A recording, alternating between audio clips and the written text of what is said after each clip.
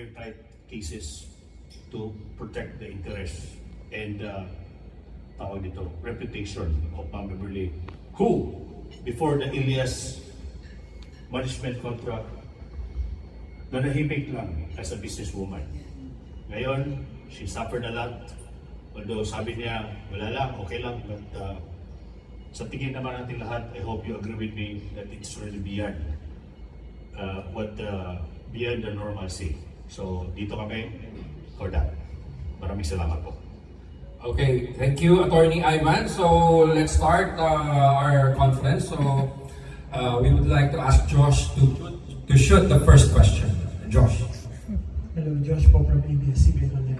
Ms. Beverly, can you clarify lang kung ano yung nature ng relationship mo ni Elias? Because there are rumors na kayong dalawa daw ay may relasyon. Your comment on that? Yun naman po, actually bilang manager po, syempre si Elias naman bilang magkatrabaho, tinanggap ko talaga siya bilang kapatid na. Yung turing ko sa kanya, kasi once na kayo ay magkatrabaho, kailangan talaga meron kayong communication at lalong-lalo na magkasundo kayo.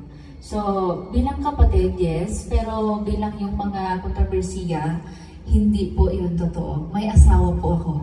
Yeah. Yung lahat ng mga nag-trending ngayon, hindi po mga agaw si Ms. Beverly. So, yun na po yun. Second question po, parang sinasabi po nila na may alitan po kayo ng asawa na parang ikaw po yung dahilan kaya hindi maging maayos yung manager-talent relationship. Your thoughts on that? Yun naman po, last time talaga, May pa lang, kasi nalaman ko na nag-start na pala nagsiselos. Minessage ko yung partner ni Elias, sabi ko sa kanya na kung baka meron kang time, then we can sit down together. Kung ano man yung pag-usapan natin, upuan natin. So yun, nakita kami sa Cebu. Sinabihan ko siya na trabaho lang talaga. May asawa po ako. Pinaliwanag ko po sa kanya. Pero hindi ko inasahan na mas lumala pala. So yun, ang nangyayari. Kahit paano, kahit picture lang, selos pa rin na selos. So hindi ko talaga makontrol yun. Lalo na sa time, sa schedule namin.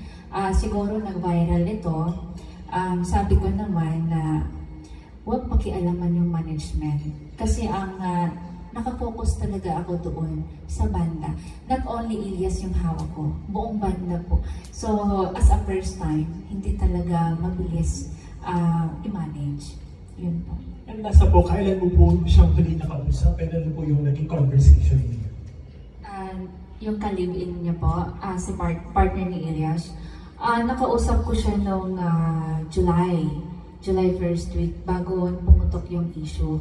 Pero nung July 28, pumunta siya sa office kasi tinawag ko si Elias na kung ano man yung problema natin, pwedeng natin upuan. So pumunta doon si Abby. So gusto ko sana siyang kausapin noon. Kinausap ko yung lawyer niya na andito na siya sa office ko andun na sa meeting room. Sabi ko, pwede ba papasukin siya dito sa office room ko na pwede ko siyang kausapin, pero ayaw kong makipag-usap. So sana, ang sa akin naman, kung ano mang problema, kailangan talaga upuan natin. Huwag na mas lumala pa.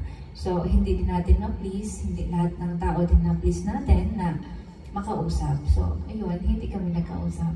Last na po, given these issues, nagkaroon po ba kayo ng trauma sa pagiging manager? And will you consider pa rin na mag-manage pa ng ibang groups?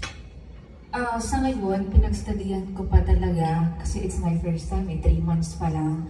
Hindi talaga, sobrang layo talaga sa negosyo namin, yung show business So, alam mo yung sa construction, pag ano yung pinakapangit doon, kailangan straight ka magsalita sa kanya.